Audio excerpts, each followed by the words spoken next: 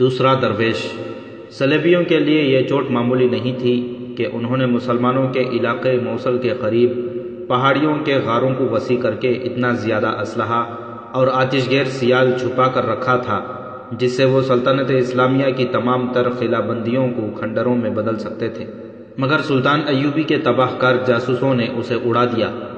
یہ سامان چونکہ پہاڑی کے اندر وسیع غار میں تھا، اس کے دھماکے نے دور دور تک زمین یوں ہلا دی تھی جیسے زلزلہ آیا ہو۔ یہ تو کسی کو بھی معلوم نہیں تھا کہ یہ تباہی کس طرح برپا کی گئی ہے، جس سے صرف صلیبیوں کی ہی نہیں بلکہ صلیبیوں کے سب سے بڑے اتحادی عز الدین کی کمر ٹوٹ گئی تھی۔ انہوں نے سلطان ایوبی کے خلاف جو درپردہ معاہدہ کر رکھا تھا، اس معاہدے کے پرخچے اڑ گئے تھے۔ صلیبیوں کو یقین تھا کہ یہ سلطان ایوبی کے جاسوسوں کا کام ہے، انہوں نے سوچا ہی نہیں تھا کہ یہ اتفاقیہ حادثہ بھی ہو سکتا ہے۔ پچھلی قسط میں تفصیل سے بیان کیا جا چکا ہے کہ صلیبی موصل کے والی عز الدین کو اپنا اتحادی بنا کر موصل کے پہاڑی علاقے کو اپنا فوجی اڈا اور اسلحہ، بارود اور دیگر رسد کا بہت بڑا ذخیرہ بنانا چاہتے تھے، مگر رادی نام کی صرف ایک لڑکی نے اپنے ساتھی حسن ادریس کے تعاون سے ان کا ذخیرہ تباہ کر دیا۔ اس علاقے سے لوگوں کو دور رکھنے کے لیے ایک درویش کی نمائش کر کے اس کی زبانی یہ مشہور کرا دیا تھا کہ یہ درویش اس علاقے کی ایک پہاڑی پر بیٹھے گا اور اسے خدا موصل کی فتح کا اشارہ دے گا، پھر موصل یعنی عز الدین کی سلطنت دور دور تک پھیل جائے گی۔ اس درویش کا یہ انجام ہوا کہ اسلحہ اور آتش گیر سیال کی تباہی کے ساتھ ہی تباہ ہو گیا۔ دوسرے دن موصل کے لوگوں پر دہشت طاری تھی، انہیں بتانے والا کوئی نہ تھا کہ رات یہ دھماکہ اور زمین کا لرزہ کیسا تھا، اور پہاڑیوں میں سے جو یہ سیاہ بادل اٹھ اٹھ کر آسمان کو جا رہے ہیں یہ کیسے ہیں۔ آتش گیر سیال کئی روز جلتا رہا تھا، اس کے ساتھ وسیع غار میں اندر جو سامان رکھا تھا وہ بھی جل رہا تھا۔ ڈر کے مارے کوئی ادھر جاتا ہی نہیں تھا، سب اسے درویش کی کرامات یا قہر سمجھ رہے تھے۔ ایسی دہشت زدگی کی اذیت ناک کیفیت میں انہیں ایک صدا سنائی دی، وہ جہنم کی آگ میں جل گیا ہے، وہ اپنے جہنم میں جل گیا ہے۔ ایسی دہشت زدگی کی اذیت ناک کیفیت میں انہیں ایک صدا سنائی دی، وہ جہنم کی آگ میں جل گیا ہے، وہ اپنے جہنم میں جل گیا ہے۔ یہ ایک اور درویش تھا جو سبز قبا میں ملبوس تھا، سر کے بال لمبے اور سفید تھے، داڑھی بھی لمبی اور سفید تھی، اس کے چہرے پر بڑھاپے کی جھریاں تھیں، ایک ہاتھ میں لمبا عصا اور دوسرے میں قرآن تھا۔ یہ اسی درویش کی مانند تھا جو اسی کی طرح اچانک نمودار ہوا اور اس نے اعلان کیا تھا کہ اسے خدا آسمان سے ایک اشارہ دے گا۔ یہ نیا درویش بھی اچانک نمودار ہوا اور پھر وہ بازار میں آیا تو خوف سے کانپتے ہوئے لوگوں نے اسے روک کر گھیر لیا۔ اس کی آنکھیں نیمدار تھیں، اس نے رک کر کہا، وہ جہنم میں جل گیا ہے جو کہتا تھا خدا اشارہ دے گا۔ اس کے انجام سے عبرت حاصل نہ کرنے والوں، تم سب اسی جہنم میں، اسی دنیا میں جلو گے۔ خدا نے تمہیں رات کو بجلی کی کڑک کی آواز سے اشارہ دے دیا ہے، وہ سیاہ دھواں دیکھو، اللہ کے قہر سے ڈرو، اس کتاب کو مانو جو میرے ہاتھ میں ہے، یہ اللہ کا کلام ہے، یہ قرآن پاک ہے۔ خدا کے لیے ہمیں کچھ بتا۔ ایک بوڑھے نے آگے ہو کر پوچھا، یہ سب کچھ کیا تھا؟ وہ کون تھا؟ تم کون ہو؟ ہمیں بتا کہ رات زمین کیوں لرزی تھی اور یہ سیاہ دھواں کیا ہے؟ وہ مجذوب تھا، نئے درویش نے کہا، پاگل تھا، اس نے اللہ کے رازوں کی دنیا میں دخل دیا، اللہ کے سوا کوئی اور فتح یا کسی خوشخبری کا اشارہ نہیں دے سکتا۔ فتح اور شکست، خوشی اور غم اللہ کے ہاتھ میں ہے۔ اس نے اپنے آپ کو اللہ کا ایلچی کہا اور گنہگار ہوا، اس نے سزا پالی، جا کر دیکھو اس کی ایک ہڈی بھی نظر نہیں آئے گی۔ وہ جس پہاڑ پر بیٹھا تھا اس پہاڑ کو بھی سزا ملی، وہ سیاہ دھواں دیکھو، پہاڑ ابھی تک جل رہا ہے۔ اس جھوٹے درویش کو اب بھی سچ مانو گے تو تم بھی جلو گے۔ ہمیں بتا سچا کون ہے؟ لوگوں نے پوچھا، کیا تو سچا ہے؟ نہیں، اس نے جواب دیا اور قرآن بلند کر کے کہا، اللہ کا یہ کلام سچا ہے۔ اس درویش کو بھول جاؤ، اس کتاب کی بات مانو، جو اشارے اللہ نے اس میں دیے ہیں وہ کوئی انسان نہیں دے سکتا۔ وہ آگے کو چل پڑا۔ وہ دن بھر موصل میں یہی صدا لگاتا پھرتا رہا، وہ جہنم کی آگ میں جل گیا ہے، وہ اپنی آگ میں جل گیا ہے۔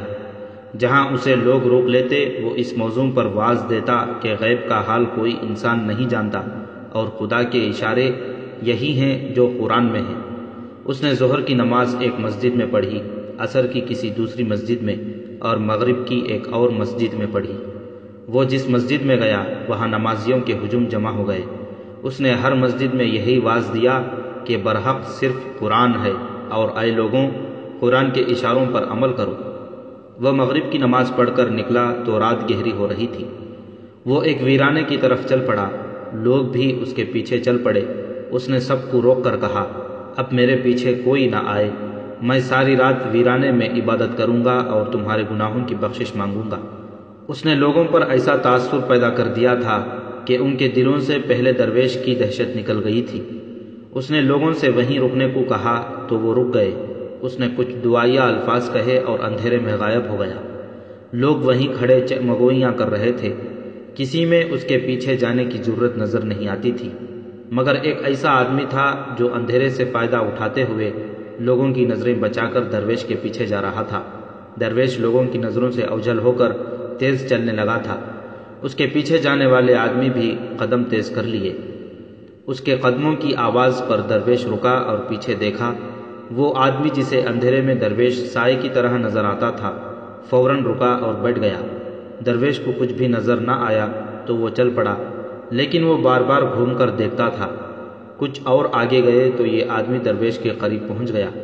درویش نے بلند آواز سے کچھ پڑھنا شروع کر دیا۔ یہ کسی آیت کا ورد تھا۔ اس نے قدم سست کر لیے۔ پیچھے والے آدمی نے اپنی کمر بند سے خنجر نکالا اور دبے پاؤں وہ فاصلہ طے کیا جو اس کے اور درویش کے درمیان رہ گیا تھا۔ اس نے خنجر والا ہاتھ اوپر کیا، وہ پیچھے سے درویش پر وار کر کے اسے ختم کرنے کو تھا۔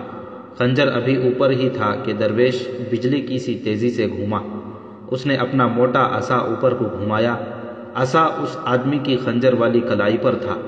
اس کے ساتھ ہی اس نے اس آدمی کے پیٹ میں ایسی لات جمائی کہ وہ آدمی دوہرا ہو گیا۔ درویش کے ایک ہاتھ میں قرآن تھا، اس لیے وہ ایک ہی ہاتھ سے لڑ سکتا تھا۔ اس نے عصا اس آدمی کے سر پر مارا، اس کا خنجر اس کے ہاتھ سے چھوٹ گیا۔ درویش نے خنجر اٹھایا، وہ آدمی آہستہ آہستہ اٹھ رہا تھا۔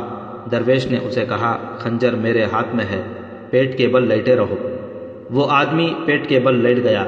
درویش نے منہ سے کسی جانور کی آواز نکالی، ایسی ہی آواز دور سے بھی سنائی دی۔ اس نے پھر آواز نکالی، اندھیرے میں دوڑتے قدموں کی آہٹیں سنائی دی۔ دو آدمی درویش کے قریب آ رکے۔ درویش نے ہنس کر کہا، اس بدبخت نے وہی حرکت کی ہے جس کا ہمیں پہلے ہی خطرہ تھا۔ مجھے تو امید تھی کہ دن کے وقت موصل کے کسی دریچے سے تیر آئے گا اور میرے دل میں اتر جائے گا، لیکن انہوں نے مجھے رات کو اس سے قتل کرانے کی کوشش کی ہے۔ یہ لو اس کا خنجر۔ درویش نے زمین پر لیٹے ہوئے آدمی کو عصا کی ہلکی سی ضرب لگا کر کہا، اٹھ مردود، تو مسلمان ہے؟ ہاں میرے بزرگ، اس شخص نے ادب سے کہا، میں مسلمان ہوں۔ درویش اور اس کے دونوں ساتھیوں نے قہقہہ لگایا۔ درویش نے اسے کہا، مجھے بزرگ نہ کہو دوست، میں تم سے زیادہ جوان ہوں۔ تمہارا بہروپ کامیاب رہا۔ درویش کو اس کے ایک ساتھی نے کہا۔ اس آدمی کو تینوں اپنے ساتھ دور ایک خیمے میں لے گئے جس کے قریب 4-5 اونٹ بندھے تھے۔ ارد گرد چٹانیں تھیں۔ اس آدمی کو خیمے میں بٹھایا گیا۔ ایک دیا جل رہا تھا۔ اس نے دیکھا کہ درویش کا چہرہ تو جھریوں بھرا تھا جیسے وہ 80 سال کا بوڑھا ہو، لیکن اب اس کی آواز جوانوں جیسی تھی۔ درویش نے سفید داڑھی اور سر کے بال اتار دیے۔ اس کے ایک ساتھی نے اسے پانی میں بھیگا ہوا کپڑا دیا جو درویش نے اپنے منہ پر رگڑا۔ بڑھاپے کی جھریاں غائب ہو گئیں۔ ان میں سے جو چہرہ برآمد ہوا وہ ایک جوان آدمی کا چہرہ تھا جس پر سلیقے سے تراشی ہوئی چھوٹی چھوٹی داڑھی تھی۔ تم اصل میں کون ہو؟ حملہ کرنے والے نے اسے پوچھا۔ جسے تم قتل کرنے آئے تھے۔ اس نے کہا، اب تم بتا دو کہ تمہیں کس نے میرے قتل کے لیے بھیجا تھا۔ کچھ چھپانے کی کوشش کرو گے تو بہت بری موت مرو گے۔ میرے پاس چھپانے کے لیے کچھ بھی نہیں، اس آدمی نے جواب دیا۔ مجھے محل کے ایک حاکم احمد بن عمرو نے کہا تھا کہ شہر میں ایک درویش پھر رہا ہے۔ اس نے مجھے تمہارا حلیہ اور تمہاری صدائیں بتائی تھیں اور کہا تھا کہ اس درویش کو اندھیرے میں قتل کرنا ہے، کسی کو پتہ نہ چلے۔ احمد بن عمرو نے کہا تھا کہ درویش کو قتل کر کے آؤ گے تو 200 دینار ملیں گے۔ کیا احمد بن عمرو مجھے بوڑھا درویش سمجھ رہا تھا؟ اس نے بتایا نہیں، اس آدمی نے جواب دیا۔ اس نے یہی کہا تھا کہ درویش کو قتل کرنا ہے۔ درویش کا بحروب دھارنے والے اس کے دونوں ساتھی سلطان صلاح الدین ایوبی کے زمین دوز گروہ کے آدمی تھے جو موصل میں کام کر رہے تھے۔ پچھلی کہانی میں جس درویش کا ذکر آیا ہے اس کے اثرات کو زائل کرنے کے لیے سلطان ایوبی کے گروہ کے ان آدمیوں نے ایک آدمی کو درویش بنایا اور اسے شہر میں گھمایا تھا۔ لوگ توہم پرست تھے، درویشوں کو خدا کی آواز سمجھتے تھے۔ پہلے درویش کو صلیبیوں نے اپنے ایک فریب کی کامیابی کے لیے استعمال کیا تھا۔ سلطان ایوبی کے آدمیوں نے اپنے ایک جوان ساتھی کو درویش کے بحروب میں پیش کر کے لوگوں کو توہم پرستی سے ہٹا کر قرآن کی طرف مائل کرنے کی کامیاب کوشش کی تھی۔ احمد بن عمرو جو موصل میں بن عمرو کے نام سے مشہور تھا، والی موصل عز الدین کی انتظامیہ کا ایک اعلیٰ حاکم تھا جس کی حیثیت وزیر جتنی تھی۔ اسے اطلاع ملی کہ ایک درویش شہر میں پہلے درویش کی خلاف صدائیں لگاتا پھر رہا ہے، تو وہ سمجھ گیا کہ یہ سلطان ایوبی کے حامی گروہ کا آدمی ہے، لہٰذا اسے قتل کرنا ضروری ہے، ورنہ لوگوں کو پہلے درویش کی اصلیت کا علم ہو جائے گا اور انہیں یہ بھی پتہ چل جائے گا کہ پہاڑوں میں کیا جل رہا تھا۔ سلطان ایوبی کے اس آدمی کو قتل کرنے کے لیے محل کے حفاظتی دستے کا ایک سپاہی منتخب کیا گیا اور اسے 200 دینار کا لالچ دے کر درویش کے قتل کے لیے بھیجا گیا۔ کرائے کا یہ قاتل جسے بوڑھا سمجھ رہا تھا وہ ایک جوان آدمی نکلا۔ اسے معلوم نہیں تھا کہ بوڑھے کے بحروب میں یہ جوان آدمی تجربے کار لڑاکا جاسوس اور چھاپا مار ہے۔ بن عمرو کے بھیجے ہوئے اس قاتل کو دیے کی روشنی میں خیمے میں بٹھا کر بہت کچھ پوچھا گیا، لیکن اس سے کوئی راز معلوم نہ ہو سکا۔ وہ صلیبیوں کے کسی باقاعدہ جاسوس یا تخریب کار گروہ کا آدمی نہیں تھا، وہ اجرت پر صرف قتل کرنے آیا تھا۔ جس آدمی نے درویش کا بحروب دھارا تھا اس نے اپنے دونوں ساتھیوں کی طرف دیکھا۔ تینوں نے آنکھوں ہی آنکھوں میں کچھ طے کر لیا۔ ان میں ایک اٹھا اور خیمے سے رسی کا 1 گز بھر لمبا ٹکڑا اٹھایا۔ وہ کرائے کے اس قاتل کے پیچھے ہوا اور تیزی سے رسی اس کی گردن کے گرد لپیٹ کر ایسا پھندا بنایا کہ یہ آدمی تڑپنے لگا اور ذرا سی دیر میں ٹھنڈا ہو گیا۔ دوسرے دن احمد بن عمرو والی موصل عز الدین کے دیوڑی نما کمرے میں اس کے پاس کھڑا تھا۔ وہ غصے میں تھا اور عز الدین کے چہرے پر پریشانی تھی۔ احمد بن عمرو کے ہاتھ میں ایک کاغذ تھا، اس کے سامنے فرش پر ایک لاش پڑی تھی جس کی گردن کے گرد رسی لپٹی ہوئی تھی اور اس رسی کے ساتھ یہ کاغذ بندھا ہوا تھا جو عز الدین کے پاس تھا۔ یہ حفاظتی دستے کی اس سپاہی کی لاش تھی جسے اس نے نئے درویش کو اندھیرے میں کہیں جا کر قتل کرنے کو بھیجا تھا۔ بن عمرو ساری رات اس سپاہی کا انتظار کرتا رہا۔ صبح اسے اطلاع ملی کہ اس کے گھر کے سامنے ایک لاش پڑی ہے۔ وہ باہر آیا، زمین پر اس کے سپاہی کی لاش پڑی تھی، آنکھیں کھلی ہوئی تھیں، زبان باہر آ گئی تھی، گردن کے گرد رسی تھی اور رسی کے ساتھ کاغذ بندھا تھا۔ کاغذ پر لکھا تھا، عز الدین والی موصل کے نام، تمہارے ایک حاکم احمد بن عمرو نے اس آدمی کو میرے قتل کے لیے بھیجا تھا۔ میں اس کی لاش عزت و احترام سے احمد بن عمرو کی دہلیز پر رکھ کر چلا ہوں۔ یہ بدنصیب سپاہی مجھے قتل نہیں کر سکا۔ تم بھی اسی طرح کے بدنصیب ہو جو سلطان ایوبی کا ابھی تک کچھ نہیں بگاڑ سکے اور آئندہ بھی کچھ نہیں بگاڑ سکو گے۔ کفار کی دوستی سے تم ذلت کے سوا کچھ حاصل نہیں کر سکو گے۔ ہم تمہیں چین سے جینے نہیں دیں گے۔ ایک روز تمہاری لاش بھی تمہارے محل کی دہلیز پر پڑی ہوگی۔ احمد بن عمرو جیسے حاکموں اور مشیروں سے بچو۔ یہ خوشامدی ٹولہ تمہارا کبھی وفادار نہیں ہو سکتا۔ یہی لوگ تمہارے زوال کا باعث بنیں گے۔ میری طاقت دیکھو۔ تمہارا فوجی مشیر احتشام الدین بیروت صلیبیوں کے ساتھ درپردہ معاہدے کے لیے گیا، لیکن ہم نے اسے لاپتہ کر دیا۔ وہ اب سلطان ایوبی کے پاس ہے۔ تمہارے صلیبی دوستوں نے پہاڑوں کو کھود کر ان کے اندر جنگی سامان رکھا۔ ہم نے یہ سامان نظر آتش کر کے تمہاری ریاست کو زلزلے کا جھٹکا دیا۔ تم نے اپنے ایک سپاہی کو میرے قتل کے لیے بھیجا اور ہم نے تمہارے سپاہی کی لاش تم تک پہنچا دی۔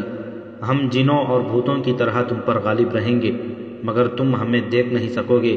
تمہارا زوال شروع ہو چکا ہے۔ تمہاری نجات اسی میں ہے کہ سلطان ایوبی کی اطاعت قبول کر لو اور اپنی فوج اس کے حوالے کر دو۔ ہمیں قبلہ اول آزاد کرانا ہے۔ اس دنیاوی بادشاہی اور جاہ و جلال سے باز آ جاؤ۔ تخت و تاج نے کسی کا کبھی ساتھ نہیں دیا۔ احمد بن عمرو نے لاش اپنے گھر کے سامنے سے اٹھوائی اور عز الدین کے سامنے جا رکھوائی۔ عز الدین نے بھی یہ تحریر پڑھی اور کاغذ بن عمرو کو دے کر گہری سوچ میں کھو گیا۔ بن عمرو غصے کا اظہار کر رہا تھا، لیکن عز الدین کا غصہ سرد پڑ چکا تھا۔ مجھے اطلاع ملی ہے کہ مسجدوں میں بھی اس نئے درویش کے چرچے ہو رہے ہیں، عز الدین نے کہا، اور اب اس تحریر سے یہ ثابت ہو گیا ہے کہ یہ کوئی درویش نہیں بلکہ صلاح الدین ایوبی کا کوئی آدمی ہے۔ اس نے کاغذ مروڑ کر لاش پر پھینک دیا۔ میں اسے تلاش کر لوں گا، بن عمرو نے غصے سے کہا، اور سر عام اس کا سر تن سے جدا کراؤں گا۔ ٹھنڈے دل سے سوچو، عز الدین نے کہا، اس ایک آدمی کو قتل کر دینے سے تم صلاح الدین کو کوئی نقصان نہیں پہنچا سکتے۔ ہمیں کچھ اور کرنا ہے، کچھ اور سوچنا ہے۔ میں چاہتا تھا کہ صلیبی صلاح الدین ایوبی پر حملہ کر دیتے، مگر معلوم نہیں وہ آگے کیوں نہیں آ رہے ہیں۔ وہ چاہتے ہیں کہ میں صلاح الدین ایوبی سے براہ راست ٹکر لوں، پھر وہ میری مدد اس طرح کریں گے کہ ان کے چھاپہ مار دستے صلاح الدین ایوبی کے پہلوؤں اور عقب پر اور اس کی رسد پر شبخون مارتے رہیں گے۔ اس طرح مجھے میدان جنگ میں برتری اور کامیابی حاصل ہوگی، اور ضرور ہوگی، بن عمرو نے فرش پر پاؤں مارتے ہوئے کہا۔ اس تحریر میں صحیح لکھا ہے کہ تم خوشامدی ہو، عز الدین نے کہا۔ میں ایک الجھن میں پڑا ہوا ہوں اور تم خوش کرنے کے لیے بچوں کی طرح باتیں کر رہے ہو۔ کیا تم مجھے کوئی بہتر مشورہ نہیں دے سکتے؟ اس نے تالی بجائی۔ ایک نوجوان خادمہ دوڑی آئی، اس نے جھک کر سلام کیا۔ عز الدین نے کہا، دربان سے کہو یہ لاش اٹھوا لے اور کہیں دفن کر دے۔ یہ کہہ کر وہ دوسرے کمرے میں چلا گیا جو اس کا خاص کمرہ تھا۔ احمد بن عمرو بھی ساتھ تھا۔ عز الدین پھر ادھر آیا اور خادمہ سے کہا، سراہی اور پیالے لے آؤ، دربان سے کہو کسی کو ادھر نہ آنے دے۔ خادمہ نے لاش دیکھی تو وہ ڈر گئی۔ اس کی نظر مروڑے ہوئے کاغذ پر پڑی۔ وہ عربی پڑھ سکتی تھی۔ اس نے تحریر پڑھی اور کاغذ اپنے کپڑوں کے اندر چھپا لیا۔ دوڑ کر باہر گئی، دربان سے کہا کہ لاش اٹھوا کر دفن کرا دے، اور سراہی اور 2 پیالے سنہری تھال میں رکھ کر عز الدین کے کمرے میں چلی گئی۔ شاہ آرمینیا نے میرے پیغام کا جواب دے دیا ہے، عز الدین بن عمرو سے کہہ رہا تھا۔ اس نے مجھے اپنے دارالحکومت تلخالد میں ملنے کے بجائے مجھے ہرزم بلایا ہے۔ وہ تلخالد سے روانہ ہو گیا ہے، میں 2 روز بعد اسے ملنے جا رہا ہوں۔ خادمہ نے پیالوں میں جلدی جلدی شراب ڈالنے کے بجائے کپڑے سے پیالے پوچھنے شروع کر دیے۔ اس کے کان عز الدین کی باتوں پر لگے ہوئے تھے۔ میرا خیال ہے کہ شاہ آرمینیا تلخالد سے ہرزم جانے کی غلطی کر رہا ہے، بن عمرو نے کہا، کیونکہ صلاح الدین ایوبی تلخالد کی طرف پیش قدمی کر رہا ہے۔ عز الدین نے کہا، تمہیں یہ ڈر ہے کہ شاہ آرمینیا کی غیر حاضری میں صلاح الدین ایوبی تلخالد کو محاصرے میں لے لے گا۔ ایسا نہیں ہوگا۔ اگر ایسا ہوا بھی تو ہم صلاح الدین ایوبی کی فوج پر عقب سے حملہ کر دیں گے۔ ہم اس لڑائی کو تول دیں گے اور صلیبیوں کو اطلاع دیں گے کہ وہ بھی صلاح الدین ایوبی پر حملہ کر دیں۔ مجھے یقین ہے کہ صلاح الدین کی فوج پس کر رہ جائے گی۔ آپ کب جا رہے ہیں؟ بن عمرو نے پوچھا۔ 2 روز بعد، عز الدین نے جواب دیا۔ خادمہ شراب پیش کرنے میں اس سے زیادہ تاخیر نہیں کر سکتی تھی۔ اس نے پیالوں میں شراب ڈالی اور دونوں کو پیش کی۔ عز الدین نے اسے کہا کہ وہ چلی جائے۔ وہ دیوڑی نما کمرے میں گئی تو وہاں سے لاش اٹھائی جا چکی تھی۔ خادمہ ابھی وہاں سے باہر نہیں جا سکتی تھی، اسے ڈیوٹی پر رہنا تھا۔ وہ بیٹھ گئی اور سوچنے لگی۔ اچانک اس کے منہ سے ہائے نکلی۔ اس نے دونوں ہاتھ پیٹ پر رکھ لیے اور دوہری ہو گئی۔ دربان اور دوسرے ملازم دوڑے آئے۔ اس نے کراہتے ہوئے بتایا کہ اسے پیٹ میں اچانک درد اٹھا ہے۔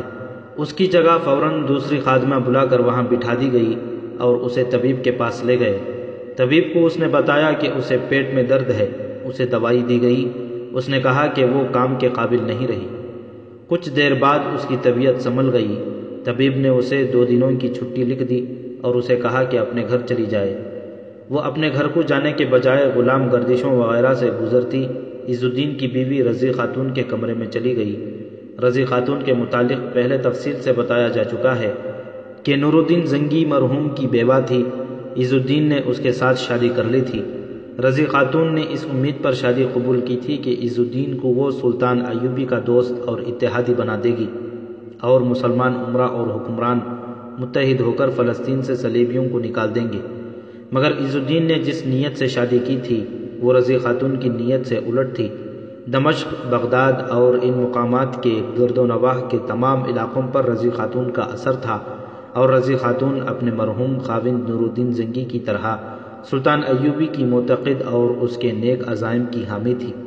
اس نے جوان لڑکیوں کی فوج بنا رکھی تھی۔ عز الدین نے اس عظیم خاتون کے ساتھ اس نیت سے شادی کی تھی کہ اسے سلطان ایوبی کے خلاف استعمال کرے، اور اگر یہ ممکن نہ ہو سکا تو اسے زوجیت کی قید میں رکھے تاکہ دمشق اور بغداد کے لوگ اس کی قیادت سے محروم ہو جائیں۔ رضی خاتون نے شادی کے بعد اس کی نیت پہچان لی تھی۔ پہلے تو اس نے احتجاج کیا، لیکن عورت عقل والی تھی۔ اس نے عز الدین پر اپنا اعتماد پیدا کر کے جاسوسی شروع کر دی، اور شہر میں سلطان ایوبی کے جو جاسوس تھے ان کے ساتھ درپردہ رابطہ قائم کر لیا۔ اس کی بیٹی جو زنگی کی بیٹی تھی، شمس النساء جوان تھی، وہ بھی جاسوسی کر رہی تھی۔ ماں بیٹی نے سلطان ایوبی تک بڑے قیمتی راز پہنچائے تھے۔ اس کے ساتھ ہی رضی خاتون نے عز الدین کے 2 سالاروں اور ایک مشیر کو اپنے ہاتھ میں کر لیا تھا۔ عز الدین کو اس نے یقین دلا دیا تھا کہ وہ اب سلطان ایوبی کے حق میں نہیں رہی، یا کم از کم اس کے خلاف نہیں رہی۔ رضی خاتون خوبصورت عورت تھی۔ اس نے نسوانیت کی شیرینی اور زبان کی چاشنی سے عز الدین کو اپنے قبضے میں لے لیا تھا۔ اس کے ساتھ ہی محل کے اندر بھی جاسوسوں کا گروہ بنا لیا تھا۔ وہ اپنے کمرے میں بیٹھی تھی کہ عز الدین کی نوجوان خادمہ اندر آئی۔ پیٹ درد کا بہانہ کر کے آئی ہوں، خادمہ نے رضی خاتون سے کہا۔ طبیب نے آج اور کل کی چھٹی دے دی ہے۔ اس نے قمیض کے اندر سے وہ کاغذ نکالا جو اس نے لاش سے اٹھایا تھا۔ کاغذ رضی خاتون کو دیا اور اسے بتایا کہ یہ کاغذ ایک سپاہی کی لاش کے ساتھ تھا۔ رضی خاتون نے تحریر پڑھی اور بولی، آفرین، ہمارے مجاہد کام کر رہے ہیں۔ تو اس کا مطلب یہ ہوا کہ ان کمبختوں نے ہمارے آدمی کو قتل کرانے کی کوشش کی تھی۔ مجھے اطلاع مل چکی ہے کہ ہمارے اس درویش نے لوگوں کے دلوں سے صلیبیوں کی درویش کی دہشت اور وہم نکال دیا ہے۔ یہ تحریر اسی کی ہے، خادمہ نے کہا۔ میں اس کا ہاتھ پہچانتی ہوں۔ رضی خاتون نے ہنس کر کہا، مجھے معلوم ہے کہ تم اس کا ہاتھ ہی نہیں اس کا دل بھی پہچانتی ہو، لیکن یہ خیال رکھنا کہ دلوں کے جال میں ہی نہ الجھ جانا، فرض پہلے۔ خادمہ شرما سی گئی، کہنے لگی، ابھی تک اپنے جذبات کو فرض کے راستے میں نہیں آنے دیا۔ میں فہد کو بھی یہی کہا کرتی ہوں کہ اسے مجھ سے دلی محبت ہے تو اپنے فرض کو جذبات پر حاوی رکھے۔ فہد وہی جوان سال آدمی تھا جس نے نئے درویش کا روپ دھارا تھا۔ وہ بغداد کا رہنے والا تھا۔ اس میں جاسوس بننے کی تمام تر خوبیاں موجود تھیں۔ خوبرو جوان تھا، 2 سال سے موصل میں مقیم تھا اور کامیابی سے جاسوسی کر رہا تھا، اور نظریاتی محاذ پر بھی اس نے اپنے ساتھیوں کے ساتھ نمایاں کامیابیاں حاصل کر لی تھیں۔ اسی سلسلے میں اس کی ملاقات عز الدین کی اس خادمہ سے ہوئی تھی، اور دونوں ایک دوسرے کے دل میں اتر گئے تھے۔ خادمہ شہر میں رہتی تھی، لیکن اس کا زیادہ وقت محل میں گزرتا تھا۔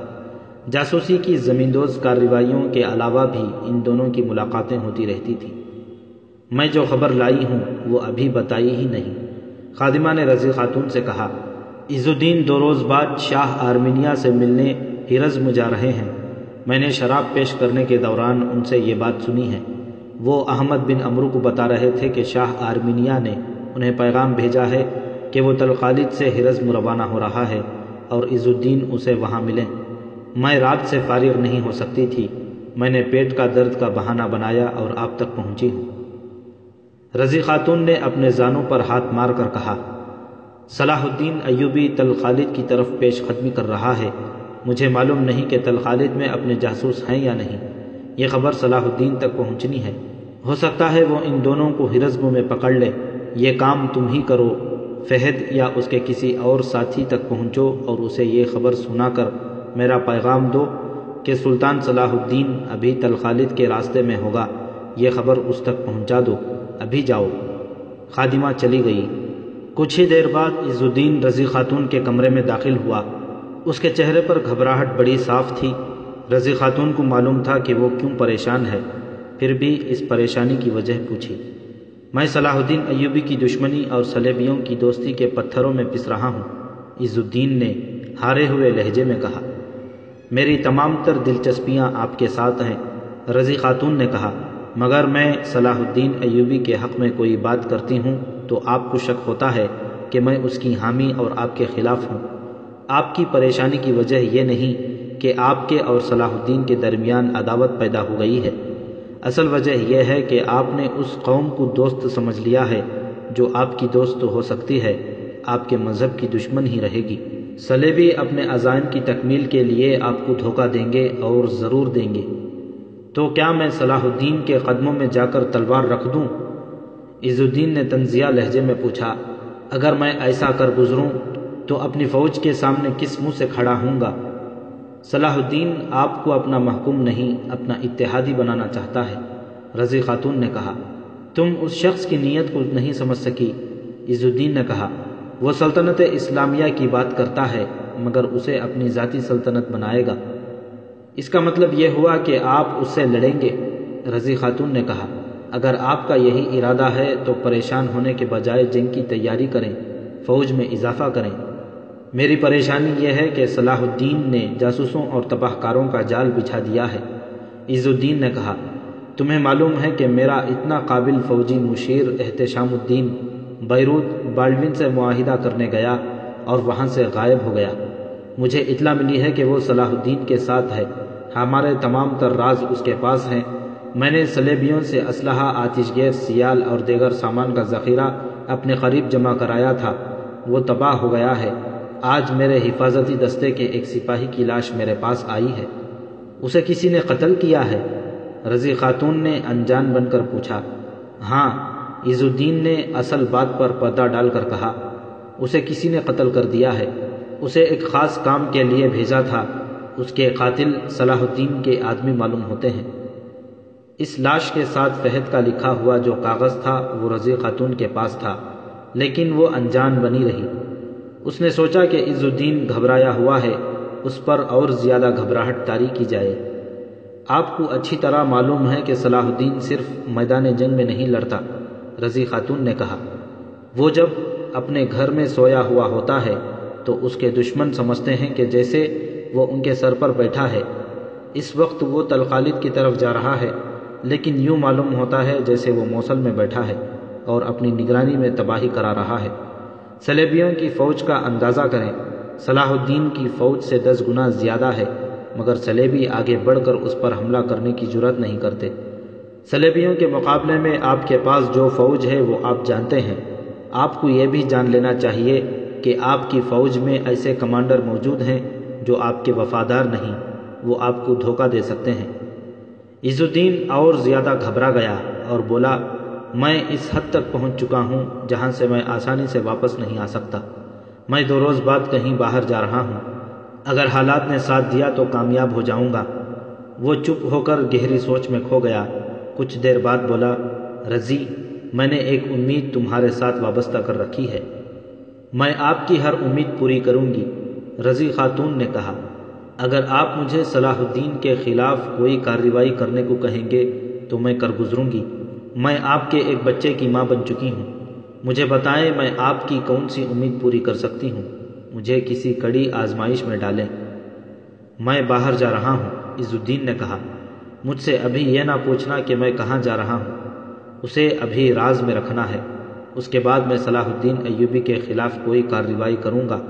اگر حالات میرے خلاف ہو گئے تو میں تم سے امید رکھوں گا کہ تم میری طرف سے سلطان ایوبی کے پاس جاؤ گی اور اس کے ساتھ میرا سمجھوتا کرا دو گی۔ ہو سکتا ہے کہ اس وقت میں اس کے پاس جاؤں تو وہ مجھے ملنے سے بھی انکار کر دے۔ رضی خاتون نے اسے یہ مشورہ نہ دیا کہ وہ شکست سے پہلے ہی سلطان صلاح الدین ایوبی کے ساتھ سمجھوتا کر لے۔ اس نے عز الدین سے یہ بھی نہ پوچھا کہ وہ کہاں جا رہا ہے۔ اسے خادمہ بتا گئی تھی کہ وہ ہرزم شاہ آرمینیا سے ملنے جا رہا ہے اور یہ سلطان ایوبی کے خلاف محاذ بن رہا ہے۔ رضی خاتون کو وہ ابھی نہیں بتانا چاہتا تھا کہ وہ کہاں جا رہا ہے، کیونکہ اسے وہ راز رکھنا چاہتا تھا۔ اسے معلوم نہیں تھا کہ وہ سلطان ایوبی کی جاسوسہ سے باتیں کر رہا ہے۔ تاہم رضی خاتون نے اسے یقین دلایا کہ وہ جب بھی کہے گا سلطان ایوبی کے ساتھ اس کا سمجھوتا کرا دیا جائے گا۔ عز الدین کی گھبراہٹ سے رضی خاتون کو خوشی محسوس ہو رہی تھی۔ عز الدین سر جھکائے ہوئے کمرے سے نکل گیا۔ رضی خاتون کی ذاتی خادمہ جو اسی عمر کی تھی اندر آئی اور رضی خاتون سے پوچھا کہ والی موصل بہت پریشان دکھائی دیتے ہیں۔ یہ خادمہ بھی رضی خاتون کے زمیندوز گروہ کی فرد تھی۔ ایمان اور کردار سے منحرف ہو کر انسان کی یہی حالت ہوا کرتی ہے۔ رضی خاتون نے کہا، یہ حکمران جو قوم سے الگ ہو کر اپنی اپنی ریاستوں کے بادشاہ بننے کے خواب دیکھ رہے ہیں، کسی درخت کی ان ٹہنیوں کی مانند ہیں جو درخت سے الگ ہو گئی ہے۔ ان کی قسمت میں اب یہی لکھا ہے، ان کے پتے جھڑ جائیں گے، بکھر جائیں گے، اور یہ ٹہنیاں سوکھ کر مٹی میں مل جائیں گی۔ یہ حکومت کا لالچ ہے جس نے میرے خاوند کو شراب اور عورت کا شیدائی بنایا ہے۔ اس شخص نے صلیبیوں کا میٹھا زہر اپنی رگوں میں انڈیل لیا ہے۔ عز الدین میدان جنگ کا بادشاہ تھا، اس کی تلوار سے صلیب کا دل کٹتا تھا، لیکن آج اس کے دل پر خوف طاری ہے۔ اس شخص کی جرأت جواب دے گئی ہے، مجھ سے ایک عورت سے مدد مانگ رہا ہے۔ بادشاہی کا نشہ، شراب اور عورت انسان کا یہی حشر کیا کرتی ہے۔ اس کی قسمت میں شکست لکھ دی گئی ہے۔ جب ایک سالار تخت و تاج کا خواہاں ہو جاتا ہے تو اس کی پوری فوج دین و ایمان سے دستبردار ہو جاتی ہے، پھر ملک و ملت کا وقار خاک میں ملتا ہے اور دشمن سر پر سوار ہو جاتا ہے۔ وہ نوجوان خادمہ جو فہد کو یہ پیغام دینے نکلی تھی کہ عز الدین شاہ آرمینیا سے ملنے ہرز میں جا رہا ہے، اس ٹھکانے پر گئی جہاں فہد کو ہونا چاہیے تھا، مگر وہاں تالا لگا ہوا تھا۔ فہد عموماً شتربانوں کے بھیس میں رہتا تھا۔ وہ 2 اونٹ اپنے ساتھ رکھتا تھا اور تاجروں وغیرہ کا سامان ادھر ادھر لے جاتا تھا۔ وہ اس جگہ گئی جہاں وہ اپنے اونٹوں کے ساتھ بیٹھا یا کھڑا ہوتا تھا، وہ وہاں بھی نہیں تھا۔ اس نے ایک شتربان سے پوچھا کہ فہد کہاں ہے؟ شتربان کی حیثیت سے اس کا نام کچھ اور تھا۔ اسے بتایا گیا کہ وہ اونٹوں پر سامان لاد کر فلاں جگہ چلا گیا ہے۔ خادمہ ادھر کو چل پڑی اور اسے پتہ نہ چلا کہ ایک اور آدمی اس کے تعاقب میں آ رہا ہے۔ یہ آدمی تھا تو موصل کا مسلمان، لیکن صلیبیوں کا جاسوس تھا اور اس کا تعلق عز الدین کے محل کے عملے سے تھا۔ اس نے خادمہ کو طبیب کے پاس پیٹ کے شدید درد کی حالت میں دیکھا تھا۔ وہ اس لڑکی کو جانتا تھا۔ اس نے اس لڑکی کو اس وقت بھی دیکھا تھا جب وہ دوائی لے کر محل سے نکل رہی تھی۔ اسے یہ تو معلوم نہ تھا کہ یہ رضی خاتون سے مل کر آئی ہے۔ اس نے یہ دیکھا کہ لڑکی اتنی تیز چل رہی تھی جیسے اسے کوئی تکلیف نہ ہو۔ یہ آدمی صلیبیوں کا تیار کیا ہوا جاسوس تھا۔ اسے اس لڑکی پر شک ہوا۔ عز الدین کا اپنا جاسوسی کا نظام تو اتنا اچھا نہیں تھا۔ صلیبیوں نے اسے بتائے بغیر وہاں اپنے جاسوس چھوڑ رکھے تھے۔ ان کے ذمے 2 کام تھے، ایک یہ کہ عز الدین پر نظر رکھیں کہ وہ کہیں درپردہ سلطان ایوبی کا دوست تو نہیں بن رہا، دوسرا یہ کہ ان افراد کی نشاندہی کریں جو عز الدین کے محل میں اور موصل میں موجود ہیں اور جاسوسی کر رہے ہیں۔ صلیبیوں کے اس جاسوس نے اس لڑکی کا تعاقب شروع کر دیا، اور جب دیکھا کہ وہ اور زیادہ تیز چل رہی ہے اور کسی کو ڈھونڈتی پھرتی ہے تو اس کا شک پختہ ہو گیا۔ اسے اب یہ دیکھنا تھا کہ وہ کسے ڈھونڈ رہی ہے۔ اگر یہ لڑکی واقعی جاسوس ہے تو اسے ایک یا ایک سے زیادہ جاسوسوں کو پکڑا جا سکتا تھا۔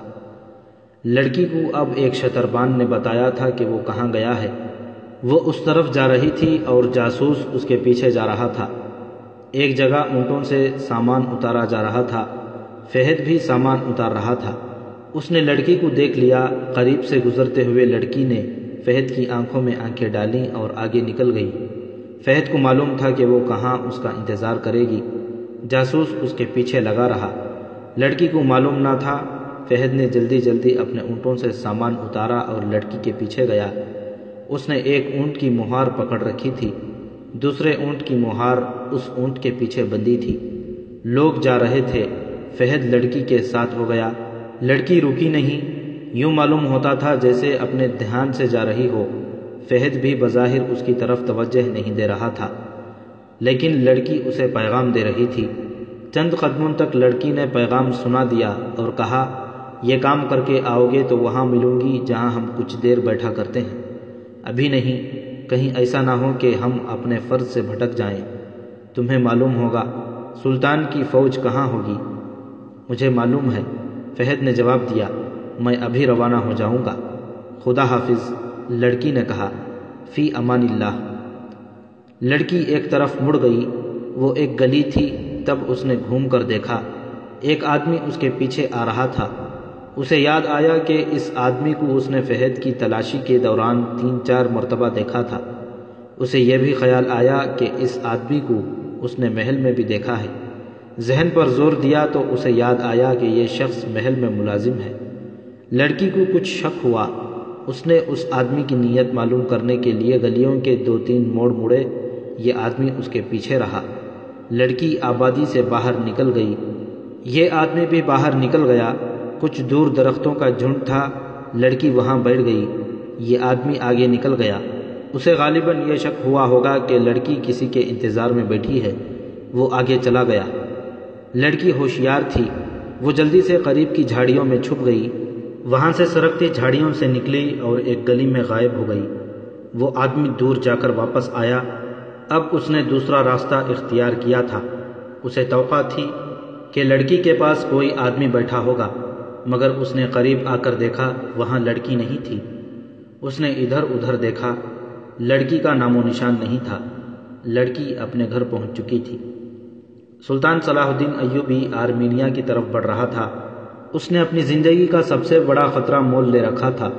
صلیبی افواج کسی بھی وقت متحد ہو کر اس پر حملہ کر سکتی تھیں، اور وہ اکیلا تھا۔ مسلمان امراء اس کے خلاف تھے، اپنی اپنی ریاست اور حکمرانی الگ الگ قائم کرنے کے لیے وہ اپنا ایمان صلیبیوں کے ہاتھ بیچ چکے تھے۔ خانہ جنگی تک ہو چکی تھی، جو صلیبیوں کی درپردہ کوششوں کا نتیجہ تھا۔ اب سلطان ایوبی ان تمام مسلمان امراء کو بزور شمشیر اپنے محاذ پر متحد کرنے کا عزم لیے ہوئے تھا۔ اس نے کہا تھا کہ ان میں سے جو میری صفوں میں نہیں آتا وہ خود مختار بھی نہیں رہے گا۔ اس نے چند ایک قلعوں پر قبضہ کر لیا اور وہاں کے امراء اور قلعے داروں نے اس کی اطاعت قبول کر لی۔ اب وہ ان حکمرانوں کی طرف بڑھ رہا تھا جو کچھ طاقت رکھتے تھے۔ وہ کمال دلیری سے ان دشمنوں کے درمیان فوج کو گھما پھرا رہا تھا، اور یہ بہت بڑا خطرہ تھا۔ اگر تمہارے ارادے نیک ہیں تو تمہیں ڈرنا نہیں چاہیے۔ سلطان ایوبی تل خالد کے راستے میں ایک پڑاؤ کیے پڑا تھا۔ اس نے اپنے خیمے میں سالاروں کو بلا رکھا تھا، کہہ رہا تھا، میں جانتا ہوں تم کیا سوچ رہے ہو۔ اگر تم میں سے کوئی میرے اس فیصلے سے متفق نہیں کہ میں صلیبیوں کی طرف سے بے خبر ہو کر غلط سمت کو چل پڑا ہوں، تو میں اسے حق بجانب سمجھوں گا۔ میں اسے یہ نہیں کہوں گا کہ میرا حکم مانے اور میرے غلط فیصلے پر عمل کرے۔ میں اسے یہی کہوں گا کہ وہ میرے مقصد کو سمجھے اور دل سے تمام خوف اور وسوسے نکال دے۔ ہماری منزل یروشلم ہے، بیت المقدس، قبلہ اول۔ خدا نے ہمیں اس کڑوی آزمائش میں ڈال دیا ہے کہ ہمارے بھائی ایمان فروش نکلے، انہیں قبلہ اول نہیں حکمرانی چاہیے۔ یاد رکھو میرے رفیقوں، جب تاریخ مکمل ہو جائے گی تو اس میں یہ تحریر ہوگا کہ ہمارے دور کی فوج بزدل اور نااہل تھی۔ شکست کی لعنت ہمیشہ فوج کے حصے میں آتی ہے۔ حکمران اگر کفار کے درپردہ دوست ہی ہوئے، آنے والی نسلیں فوج پر لعنت بھیجیں گی۔ ہمیں خدا کے حضور بھی جانا ہے۔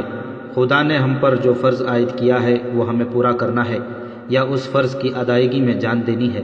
مرکز سے الگ ہونے والوں کے لیے میرے دل میں کوئی رحم نہیں۔ اگر ہم نے آج الگ الگ ریاستیں بنانے کے رجحان کو نہ روکا تو ایک دن یہی رجحان اسلام کے زوال کا باعث بنے گا۔ کہنے کو یہ اسلامی ملک ہوں گے، لیکن اپنی بادشاہیاں اور عیش و عشرت قائم کرنے کے لیے اپنے طاقتور دشمن کے ساتھ سمجھوتے کرتے اور اپنا ایمان نیلام کرتے پھریں گے۔ اپنے طاقتور دشمن کو خوش رکھنے کے لیے درپردہ ایک دوسرے کی جڑیں کھوکھلی کرتے رہیں گے۔ ان کا کمزور سا دشمن بھی ان کے لیے طاقتور ہوگا۔ ایک حکمران اپنی پوری رعایا کو بے وقار بنا دے گا۔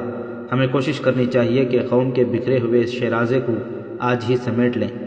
میں اب یہ باتیں بار بار اس لیے کہہ رہا ہوں کہ اپنا نقطہ نظر جو وقت کی ایک ضرورت ہے تمہارے دلوں پر نقش ہو جائے، اور ایسا نہ ہو کہ اپنے کسی ایسے بھائی کو دیکھ کر جو ہمارے مذہب کا دشمن ہو تمہاری تلوار جھک جائے۔ قوم کی مرکزیت اور اتحاد کو ختم کرنے والا بھائی دشمن سے زیادہ خطرناک ہوتا ہے۔ میں تمہیں بتا چکا ہوں کہ ہم تل خالد کے محاصرے کے لیے جا رہے ہیں، اور یہ ہمارا آخری پڑاؤ ہے۔ اس کے آگے تل خالد ہے۔ محاصرے کے لیے میں تم سب کو بتا چکا ہوں کہ کس کس کے دستے ہوں گے۔ محفوظہ میرے ہاتھ میں ہوگا۔ چھاپہ مار دستے ٹولیوں میں تقسیم ہو کر ان راستوں کو ضد میں لے لیں گے جن سے صلیبی فوج کے آنے کا خطرہ ہو سکتا ہے، یا آرمینیا کی فوج محاصرہ توڑنے کے لیے آ سکتی ہے۔ جاسوسوں کی اطلاع کے مطابق صلیبی حملے کا خطرہ نہیں، پھر بھی احتیاط لازمی ہے۔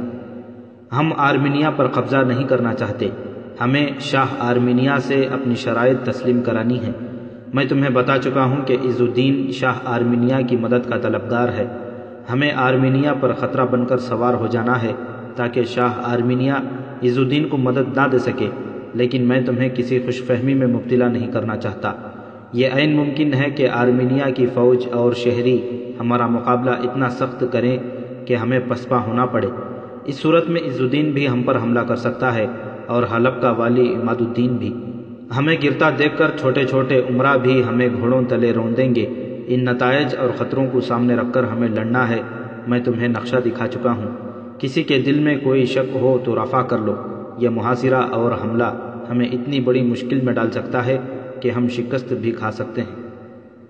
رات کا پہلا پہر تھا جب سلطان صلاح الدین ایوبی اس آخری پڑاؤ میں اپنے سالاروں کو اپنے پہلے سے دی ہوئی ہدایات یاد دلا رہا تھا۔ اس کے سامنے نقشہ پڑا تھا۔ دربان نے خیمے میں آ کر اس کے کان میں کچھ کہا۔ سلطان ایوبی نے اسے کہا فوراً اندر بھیج دو۔ دربان نے خیمے کا پردہ اٹھایا اور سر سے اشارہ کیا۔ فہد خیمے میں داخل ہوا۔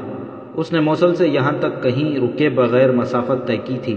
اس کا چہرہ اترا ہوا تھا، ہونٹ خشک تھے اور آنکھیں بند ہوئی جا رہی تھیں۔ جاسوسی اور سراغ رسانی کے محکمے کا سربراہ حسن بن عبداللہ خیمے میں موجود تھا۔ معلوم ہوتا ہے تم نے آرام کیے بغیر سفر کیا ہے، سلطان ایوبی نے فہد سے کہا۔ بیٹھ جاؤ، دربان کو آواز دے کر کہا۔ اس کے لیے کھانا یہیں لے آؤ۔ خبر ایسی تھی کہ آرام کی مہلت حاصل کرنا گناہ معلوم ہوتا تھا۔ فہد نے اکھڑی ہوئی سانسوں سے کہا، میرا گھوڑا شاید زندہ نہ رہ سکے۔ کیا خبر ہے؟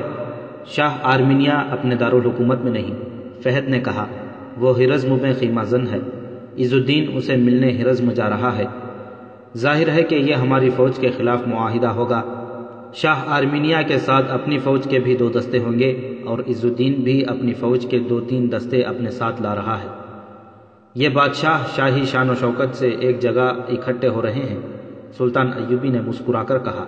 پھر پوچھا، موصل میں سلیبیوں کے کیا رنگ ڈھنگ ہے؟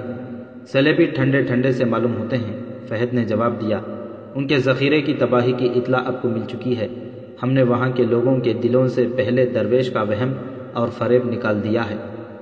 شاہ آرمینیا اور عز الدین کے ہرزم میں ملاقات کے متعلق تمہیں کہاں سے اطلاع ملی ہے؟ سلطان ایوبی نے پوچھا۔ میں کیسے یقین کر لوں کہ یہ اطلاع صحیح ہے؟ رضی خاتون کی اطلاع غلط نہیں ہوتی، فہد نے کہا۔ اللہ اس عظیم خاتون کو اپنی رحمتوں سے نوازے، سلطان ایوبی نے کہا، اور جذبات کے غلبے میں اس کی آواز بھر آئی۔ رضی خاتون نے آپ کو سلام کہا ہے، فہد نے کہا، اور یہ بھی کہ عز الدین کے پاؤں لڑنے سے پہلے ہی اکھڑ گئے ہیں۔ اس پر گھبراہٹ طاری ہے اور اگر اسے ایک ضرب اور پڑی تو وہ گھٹنے ٹیک دے گا۔ موصل میں کوئی فوجی ہلچل ہے؟ سلطان ایوبی نے پوچھا۔ کوئی جنگی تیاری؟ سلیبی جاسوس اور مشیر سرگرم ہیں، فہد نے جواب دیا۔ کوئی جنگی تیاری نظر نہیں آتی۔ عز الدین سلیبیوں سے جس قسم کی اعانت مانگ رہا ہے وہ آپ کو اچھی طرح معلوم ہے۔ شہر میں ہمارے آدمی پوری کامیابی سے اپنا کام کر رہے ہیں اور رضی خاتون اور ان کی بیٹی شمس النساء کی کوششوں سے قلعے اور محل کے اندر کا ہر گوشہ اور ہر راز ہماری نظر میں ہے۔ صد آفرین میرے دوست، سلطان ایوبی نے اٹھ کر اس کے گال کو تھپکایا اور کہا، تمہیں معلوم نہیں کہ تم جو اطلاع لائے ہو وہ کتنی کارآمد اور قیمتی ہے۔ مجھے امید ہے کہ فوجوں کا اب اتنا خون خرابہ نہیں ہوگا جتنا محاصرے اور حملے میں ہوتا۔ اس نے سالاروں سے مخاطب ہو کر کہا، اب ہم تلخالد کا محاصرہ نہیں کریں گے، فوج ادھر ہی جائے گی۔ چھاپا ماروں کا صرف ایک دستہ میرے ساتھ ہرزم کی سمت جائے گا۔ ہرزم ایک خوبصورت جگہ تھی، ہر طرف سبزے زار چشمے اور ہرے بھرے درخت تھے، ہریالی سے ڈھکی ہوئی چٹانیں بھی تھیں۔ اس خطے کو قدرت نے تو حسن دیا ہی تھا، آرمینیا کے بادشاہ نے اسے آ کر جنت ارض بنا دیا تھا۔ شامیانوں اور قیناتوں نے محل کا منظر بنا دیا تھا، ان کے اندر رنگین روشنیوں والے فانوس لٹکائے گئے تھے۔ 6 گھوڑوں کی بھگیاں بھی تھیں اور محافظ دستے کے سوار اور گھوڑے طلسماتی سی شان کے حامل تھے۔ رقص و سرور کا خاص انتظام تھا۔ آرمینیا کی سب سے زیادہ حسین اور ناچنے والی لڑکیاں ساتھ لائی گئی تھیں۔ حرم کے منتخب لڑکیوں کے خیمے الگ تھے۔ شاہ آرمینیا نے مروین کے ایک امیر کو بھی وہاں مدعو کیا تھا۔ مروین ہرزم کے قریب ہی ایک علاقہ تھا جس کا امیر قطب الدین غازی تھا۔ مروین اس کی جاگیر تھی۔ شامیانوں، قیناتوں اور خیموں سے کچھ دور شاہ آرمینیا کی 2 دستے فوج خیمہ زن تھی۔ شاہ آرمینیا امیر مروین کے ساتھ 2-3 روز شکار کھیلتا رہا، پھر ایک روز والی موصل عز الدین آ گیا۔ اس کے ساتھ بھی اپنی فوج کے 2 منتخب دستے تھے۔ رات کو رقص و سرور کی محفل جمی۔ شراب کی صراحیاں خالی ہوئیں۔ عورت اور شراب نے وہ کیفیت پیدا کر دی کہ یہ مسلمان حکمران ان کے عمرہ، وزراء اور سالار قبلہ اول کے ساتھ خانہ کعبہ کو بھی بھول گئے۔ رات عیش و عشرت میں گزار کر وہ سارا دن گہری نیند سوئے رہے۔ اس رات جب وہ شراب اور عورت کے نشے میں مخمل قالینیں پر رنگین فانوسوں کے نیچے بدمست ہو رہے تھے، اس رات سلطان صلاح الدین ایوبی وہاں سے 2-2.5 میل دور چھاپا ماروں کے ایک دستے کے ساتھ پتھریلی زمین پر سویا ہوا تھا۔ اس نے چھوٹا سا سفری خیمہ ساتھ رکھا تھا تاکہ نصب کرنے اور گاڑنے میں زیادہ وقت صرف نہ ہو۔ وہ یہاں سلطان نہیں، چھاپا مار بن کے آیا تھا۔ اس نے خانہ بدوشوں کے بحروب میں اپنے جاسوس ہرزم کے اس شاہانہ کیمپ کا جائزہ لینے اور تمام تر ضروری معلومات حاصل کرنے کے لیے بھیج دیے تھے۔ ان میں فہد بھی تھا۔ اس نے پھٹے پرانے کپڑے پہن رکھے تھے۔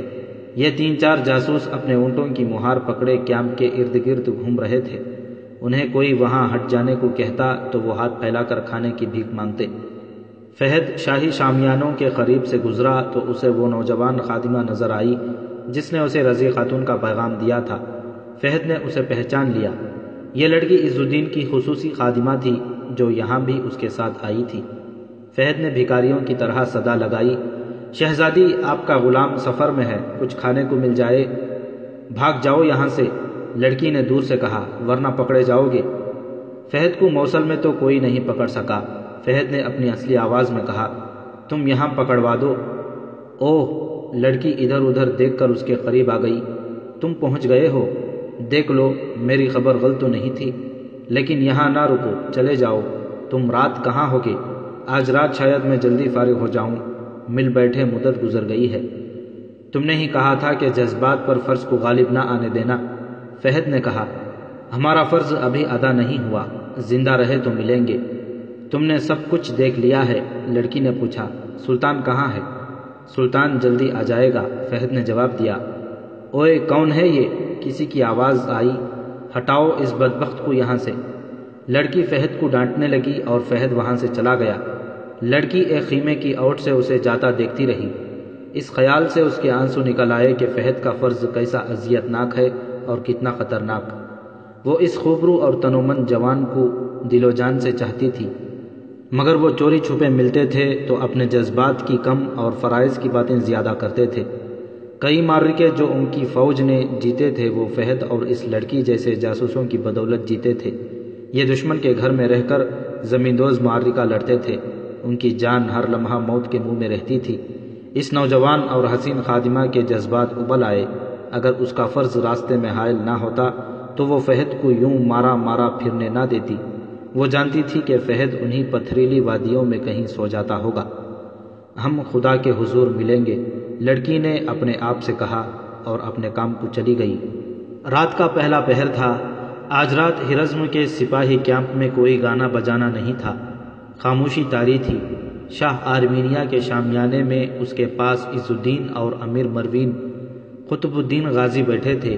عز الدین کہہ رہا تھا، اس میں کسی شک کی کوئی گنجائش نہیں رہی کہ صلاح الدین اپنی سلطنت وسیع کر رہا ہے۔ اگر ہم اس کے اتحادی بن جائیں تو وہ ہمیں اپنا امیر بنا رکھے گا، ہم خود مختار نہیں ہوں گے۔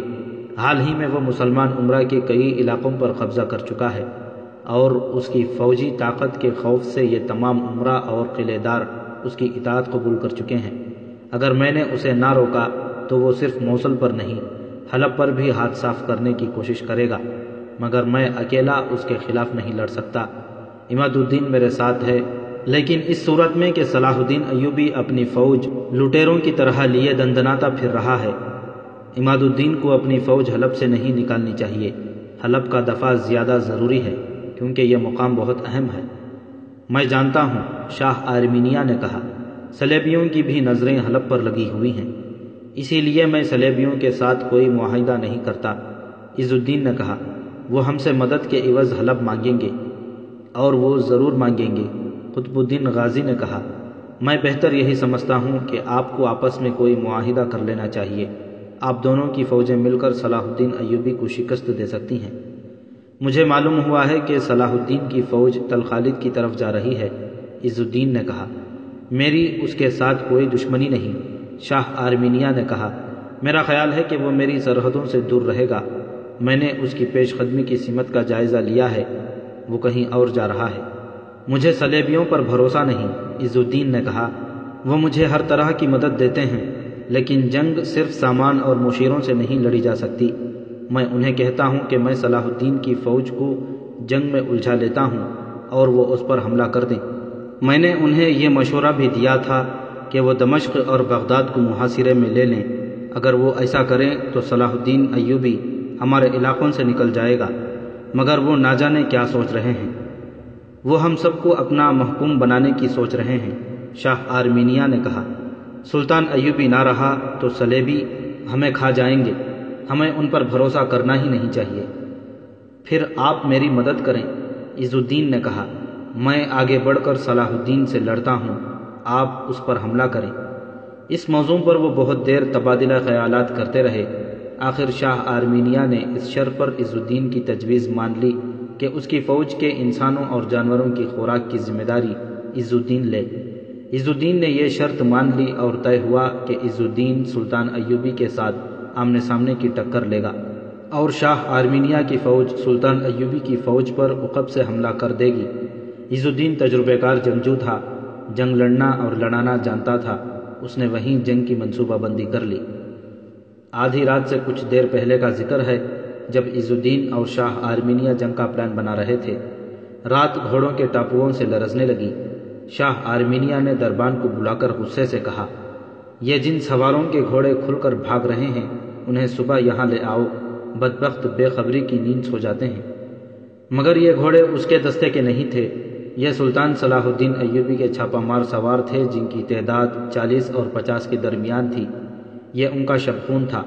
ذرا سی دیر میں باہر قیامت بپا ہو گئی۔ چھاپہ مار 2 حصوں میں تقسیم ہو کر سرپٹ آئے اور گزر گئے۔ ان کے ہاتھوں میں مشعلیں تھیں جن سے وہ فوج کے خیموں کو جلاتے گزر گئے۔ کئی خیموں کو آگ لگ گئی تھی۔ سوئے ہوئے سپاہی ہڑبڑا کر اٹھے۔ فوراً بعد سواروں کی ایک اور موج آئی جو برچھیوں اور تلواروں سے اپنے سامنے آنے والوں کو کاٹتے گزر گئے۔ جلتے ہوئے خیموں نے روشنی کر دی تھی، پھر تیروں کا مہ برسنے لگا۔ ان میں جلتے ہوئے فتیلے والے تیر بھی تھے۔ بندھے ہوئے گھوڑوں اور اونٹوں کا وہ غل کہ دہشت طاری ہوئی جا رہی تھی۔ زخمیوں کی چیخ و پکار قیامت خیز تھی۔ پھر جانوروں کے رسے کھل گئے۔ گھوڑے اور اونٹ ڈر کر ادھر ادھر بھاگ دوڑنے لگے۔ اس غل غباڑے اور چیخ و پکار میں کیمپ کے ارد گرد سے بلند آوازیں سنائی دے رہی تھیں۔ ہتھیار ڈال دو، عز الدین ہمارے سامنے آ جاؤ، شاہ آرمینیہ تلخالد ہمارے محاصرے میں ہے۔ ان میں سے کوئی بھی سامنے نہ آیا۔ عز الدین نے اپنے ایک وفادار کمانڈر سے کہا کہ وہ اسے ایک گھوڑا لا دے۔ بڑی مشکل سے اسے گھوڑا لا کر دیا گیا۔ وہ سوار ہوا اور افراتفری کے اس قیامت خیز عالم میں نکل گیا۔ اس نے اپنے دستوں کی، اپنے ذاتی عملے کی اور اپنے ساتھ جو لڑکیاں لایا تھا ان کی پرواہ نہ کی، جان بچا کر بھاگ گیا۔ اس دور کا ایک وقائع نگار اسد الاسدی لکھتا ہے کہ سلطان ایوبی گھیرا تنگ کر کے ان حکمرانوں کو گرفتار کر سکتا تھا، لیکن اس نے مصلحتاً ایسا اقدام نہ کیا۔ اس کی وجہ یہی ہو سکتی تھی کہ وہ ان حکمرانوں کو اپنا اتحادی بنا کر ان کی فوجوں کو فتح فلسطین کے لیے استعمال کرنا چاہتا تھا۔ وجہ خواہ کچھ ہی تھی۔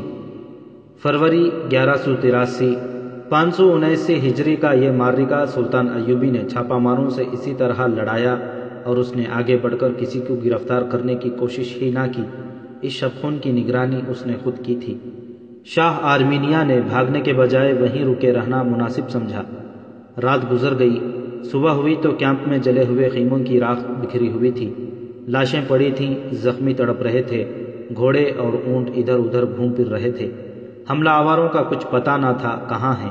شاہ آرمینیہ جانتا تھا کہ سلطان ایوبی یہیں کہیں قریب ہی ہوگا۔ وہ سوچنے لگا کہ سلطان ایوبی کو کہاں تلاش کرے۔ اتنے میں اسے 2 سوار آتے نظر آئے۔ وہ شاہ آرمینیہ کے سامنے آ کر اترے اور سلام کیا۔ وہ سلطان ایوبی کے فوجی حکام تھے۔ سلطان صلاح الدین ایوبی نے سلام بھیجا ہے، ایک نے کہا۔ انہوں نے کہا ہے کہ وہ کسی کو گرفتار کرنے کا ارادہ نہیں رکھتے۔ عز الدین واپس موصل چلا جائے اور آرام سے بیٹھ کر سوچے، اور شاہ آرمینیہ کے لیے سلطان محترم نے پیغام دیا ہے کہ ان کی فوج تل خالد کے قریب پہنچ گئی ہے۔ آپ کو شام تک وہاں سے اطلاع مل جائے گی۔ آپ کے پہنچنے تک آپ کا دارالحکومت ہمارے قبضے میں ہوگا۔ اگر آپ سلطان شام و مصر کی شرائط قبول کر لیں تو طلقالد سے فوج واپس آ سکتی ہے۔ اگر آپ مقابلے کا فیصلہ کرتے ہیں تو نتائج کو پہلے ذہن میں رکھ لیں، ہمیں پیغام کا جواب دیں، آپ ہمارے محاصرے میں ہیں۔ سلطان صلاح الدین ایوبی کو میرا سلام کہو، شاہ آرمینیہ نے کہا۔ میں اپنے ایک وزیر کو شام سے پہلے سلطان کے پاس بھیج رہا ہوں۔ دونوں سوار چلے گئے۔ شاہ آرمینیہ کا یہ وزیر بک تیمور تھا جو اس کے ساتھ تھا۔ شاہ آرمینیہ نے اسے کہا کہ وہ ہمیں اور ان لوگوں کے اختلافات اور عداوت میں پڑنے کی ضرورت نہیں، ادھر طلقالد محاصرے میں ہے اور ہم یہاں ہیں۔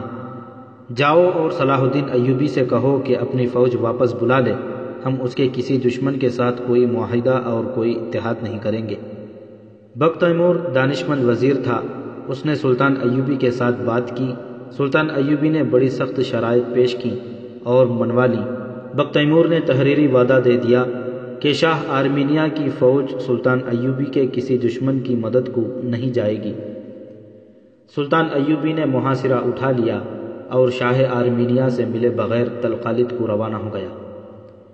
ایک اور اہم مقام دیار بکر تھا جو اس زمانے میں امیدہ کہلاتا تھا۔ اس مقام کو جنگی اہمیت حاصل تھی اور اس کی اہمیت یہ بھی تھی کہ اس کے گرد و نواح کے علاقے کے لوگ جنگجو اور فن سپاہ گیری کے ماہر تھے۔ سلطان ایوبی کی فوج میں بہت سے سپاہی اسی علاقے کے تھے۔ اپنی فوج کی کمی سلطان اسی علاقے سے پوری کیا کرتا تھا۔ یہاں کے لوگ تو سلطان ایوبی کے حامی تھے، مگر ان حکمران اپنی حکمرانی قائم رکھنے کی خاطر سلطان ایوبی کا مخالف تھا اور مسلمان ہوتے ہوئے صلیبیوں کے ساتھ درپردہ دوستی کی کوشش میں تھا۔ سلطان ایوبی نے اپنی فوج کو دیار بکر کی طرف پیش قدمی کا حکم دیا۔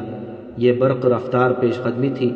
سلطان ایوبی نے اپنے سالاروں کو اتنا ہی بتایا تھا کہ دیار بکر کو محاصرے میں لے کر اس جگہ پر قبضہ کرنا ہے اور فتح کی صورت میں وہاں کے موجودہ امیر کی کوئی شرط تسلیم نہیں کی جائے گی اور کوئی رحم نہیں کیا جائے گا۔ میرا خیال ہے کہ ان امراء پر ظلم نہ کیا جائے، ایک سالار نے کہا۔ ان کی افواج کو اپنی فوج میں شامل کر کے انہیں برائے نام امیر رہنے دیا جائے۔ میں اب کسی سانپ کو قوم کی آستین میں نہیں پلنے دوں گا۔ سلطان ایوبی نے کہا، مجھے اطلاعیں ملی ہیں کہ یہ شخص اپنے علاقے کے لوگوں کو ہماری فوج میں شامل ہونے سے روک رہا ہے اور وہ خلافت کے خلاف کارروائیاں کر رہا ہے۔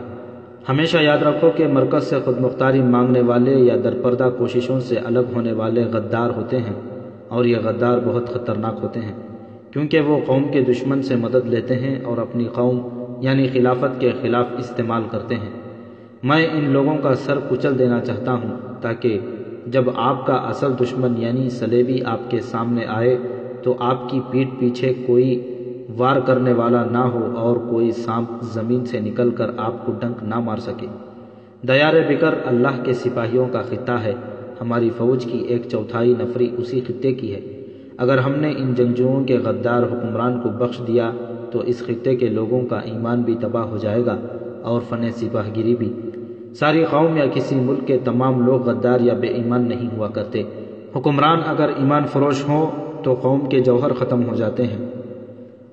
اچھی بھلی قومیں بے وقار ہو جاتی ہیں، جذبے مر جاتے ہیں اور پھر قومیں آزاد قوموں کی طرح زندہ نہیں رہتی۔ ہمیں اپنے اس قسم کے حکمرانوں کو ختم کرنا ہے اور سلطنت اسلامیہ کا ایک مرکز بنانا ہے۔ آپ نے دیکھا ہے کہ خلافت بغداد مفلوج ہو کر رہ گئی ہے۔ اگر خلافت کا حکم چلتا تو ہمیں فوج کشی نہ کرنی پڑتی۔ یہ فوج کا فرض ہے کہ ملک کے اندر انتشار کو اور نااہل اور ایمان فروش حکمران کو ختم کرے۔ میں پھر وہی الفاظ دہراتا ہوں کہ تاریخ یہی کہے گی کہ 6 صدی ہجری کی فوج نکمی تھی جس نے نہ خلافت کا وقار بحال کیا نہ دشمن کو۔ دیار بکر کا محاصرہ اتنی تیزی سے ہوا کہ اندر والوں کو مزاحمت کی مہلت نہ ملی۔ سلطان ایوبی نے ہدایت جاری کی تھی کہ شہریوں کا نقصان کم سے کم ہو۔ اندر اپنے جاسوس موجود تھے اور سلطان ایوبی خود بھی شہر سے اور حکمران کے محل اور ہیڈ کوارٹر سے واقف تھا۔ اس لیے منجنیقوں سے جو پتھر اور آتش گیر سیال کی جو ہانڈیاں پھینکی گئی تھیں وہ سرکاری عمارتوں پر پھینکی گئیں۔ باہر سے اعلان کیے گئے کہ امیر ہتھیار ڈال کر باہر آ جائے، لیکن قلعے کی دیواروں پر کھڑے امیر نے جوابی اعلان کرایا کہ ہتھیار نہیں ڈالے جائیں گے، لڑو اور شہر لے لو۔ دیار بکر کی فوج نے جم کر مقابلہ کیا۔ سلطان ایوبی محاصروں کا ماہر تھا، لیکن اس نے مزاحمت دیکھی تو سمجھ گیا کہ یہ محاصرہ طول پکڑ لے گا اور اس کے لیے کچھ زیادہ ہی قربانی دینی پڑے گی۔ دیواریں توڑنے والے افراد رات کی تاریکی میں دیوار تک پہنچ گئے، لیکن اوپر سے ان پر آگ پھینکی گئی اور وزنی پتھر بھی پھینکے گئے۔ بڑے دروازے پر منجنیقوں سے آتش گیر سیال کی ہانڈیاں پھینک کر فتیلے والے تیر مارے گئے، جس سے دروازے کا لکڑی کا حصہ جل گیا، مگر اس کا لوہے کا ڈھانچہ گھنا تھا جس میں سے گزرنا ممکن نہیں تھا، تاہم گزرنے کی کوشش کی جا سکتی تھی۔ فضا میں تیر اڑ رہے تھے۔ سلطان ایوبی حیران تھا کہ اندر والے ایسا سخت مقابلہ کیوں کر رہے ہیں۔ یہ راز بعد میں کھلا تھا کہ امیر دیار بکر نے محاصرے کی اطلاع ملتے ہی شہر میں اعلان کرا دیا تھا کہ صلیبیوں نے شہر کا محاصرہ کر لیا ہے۔ اس اعلان پر شہر کے لوگ لڑنے اور مرنے کے لیے تیار ہو گئے تھے، اور انہوں نے فوج کے دوش بدوش شہر کی دیوار پر آ کر محاصرہ کرنے والوں پر تیروں اور برچھیوں کا مہ برسا دیا۔ یہ دیکھا گیا تھا کہ چاروں طرف دیوار پر فوج کے ساتھ شہری بھی تھے۔ شہر کے لوگوں کا حوصلہ بلند تھا، لیکن سلطان ایوبی نے شہریوں کو لڑتے دیکھ کر بھی یہ حکم نہ دیا کہ شہر پر بھی آگ برسائی جائے۔ محاصرہ 8 روز جاری رہا۔ زیادہ تر نقصان سلطان ایوبی کی فوج کا ہو رہا تھا، کیونکہ اس کی ٹولیاں آگے بڑھتیں اور تیروں کا نشانہ بنتی تھیں۔ پھر ایک معجزہ ہوا۔ شہر کی دیوار سے نعرے گرجنے لگے، یہ صلیبی نہیں ہیں، یہ سلطان صلاح الدین ایوبی ہے، ان کے جھنڈے دیکھو، مسلمانوں تم آپس میں لڑ رہے ہو۔ تب سلطان ایوبی کی فوج میں دیار بکر کے علاقے کے جو سپاہی اور کمانڈر تھے، انہوں نے بلند آواز سے پکارنا شروع کر دیا، ہم تمہارے بیٹے اور تمہارے بھائی ہیں، دروازہ کھول دو۔ یہ انکشاف بھی بعد میں ہوا تھا کہ شہر کے اندر سلطان ایوبی کے جو جاسوس اور زمیندوز کارندے تھے، انہوں نے بھاگ دوڑ کر لوگوں کو بتایا تھا کہ محاصرہ کرنے والے صلیبی نہیں مسلمان ہیں اور یہ سلطان صلاح الدین ایوبی ہے۔ یہ مہم آسان نہیں تھی۔ جاسوس آزادی سے لوگوں کو سرکاری اعلان کے خلاف کچھ کہہ نہیں سکتے تھے۔ اس مہم میں 2 جاسوس پکڑے بھی گئے تھے، انہوں نے کامیابی حاصل کر لی۔ 9ویں روز اندر کی فوج اور شہریوں کی سوچ اور جذبہ ہی بدل گیا۔ شہریوں نے حکمران اور اس کے حاشیہ برداروں کی دھمکیوں اور چیخ و پکار کی پرواہ نہ کرتے ہوئے شہر کے دروازے کھول دیے۔ جب سلطان ایوبی شہر میں داخل ہوا تو شہر کے لوگوں نے بے تابی سے نعرے لگا لگا کر اس کا استقبال کیا۔ عورتوں نے مندیڑیں اور دریچوں سے اس پر اور اس کی فوج پر اپنے دوپٹے اور رومال پھینکے۔ سلطان صلاح الدین ایوبی نے دیار بکر کے امیر کو شہر سے نکل جانے کا حکم دیا، اور یہ شہر نور الدین ابن قارا ارسلان اور ایک اور امیر کو دے دیا۔ قاضی بہاء الدین شداد نے اس کا نام ابن نکن لکھا ہے، جو نور الدین کے ہی خاندان کا فرد تھا۔ سلطان ایوبی نے انہیں ضروری ہدایات دیں، وہاں کی فوج کو اپنی فوج کا حصہ بنایا اور حکم دیا کہ اس علاقے سے مزید فوج تیار کی جائے۔ مئی 1183 عیسوی، محرم الحرام 579 ہجری، سلطان ایوبی نے دیار بکر کو اپنی علم برداری میں لیا اور حلب کی سمت کوچ کیا۔ اس کے سب سے بڑے دشمن حلب کا والی عماد الدین اور موصل کا والی عز الدین تھے۔ اب وہ ان کی طرف توجہ دینا چاہتا تھا۔